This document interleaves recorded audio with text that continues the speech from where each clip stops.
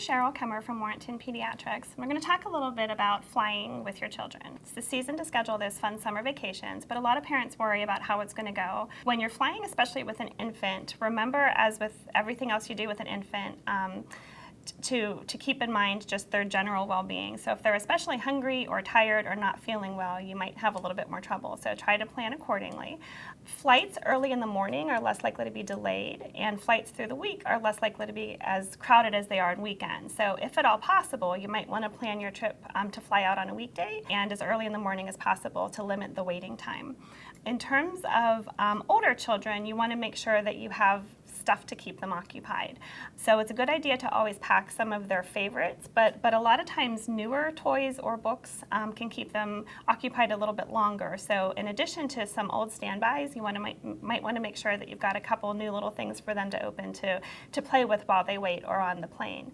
In terms of where to sit on the plane, if you have an option, most people recommend requesting a bulkhead seat, a little bit of an extra room, and there's nobody right in front of you. So if your child tends to be a kicker, you don't have to worry so much about bothering the person in front of you. If people do seem a little bit irritated, if your child gets a little fussy, remember it's a very limited amount of time, and most people have been there, so don't let it stress you out too much. Usually if they see that you're trying to console your child, it'll all go okay. The safest way for a child to travel is in a car seat. When children are under the age of 2, most airlines offer the option of letting your child sit on your lap. However, this really isn't recommended by either the FAA or the American Academy of Pediatrics. When they are under 20 pounds, it's going to be safest to be rear-facing just like you would do in your car. Between 20 and 40 pounds, forward-facing is okay. And between 22 and 40 pounds, most airlines allow a child restraint harness that it would not be okay to use in the car, but it's specific for airplanes.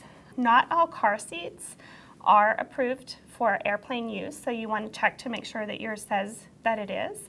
Most airline personnel are very helpful in helping you to install these seats. Once your child is 40 pounds, then the regular seatbelt in the airplane is adequate for their safety. A lot of parents are worried about some ear discomfort during takeoff and during landing, so some things that you can do.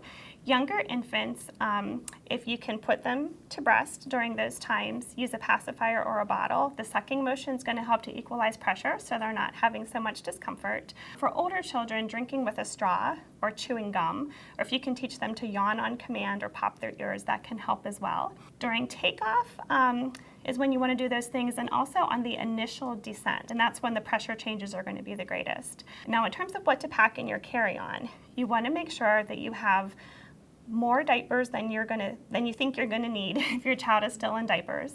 That's probably the most common thing I hear from parents, is that they wish they had taken more of. So always plan to take a few extra than what you think you need. Obviously, wipes. Parents usually think about taking an extra change of clothes for their child. They don't always think about packing extra things for themselves. So always pack an extra change for yourself as well, in addition to the things we talked about to keep them occupied. With these tips, I hope that if you're planning to fly to some fun destination this summer, that your child will enjoy it and that you'll be able to stay safe and have a happy trip. Thank you. This is Dr. Cheryl from Warrenton Pediatrics.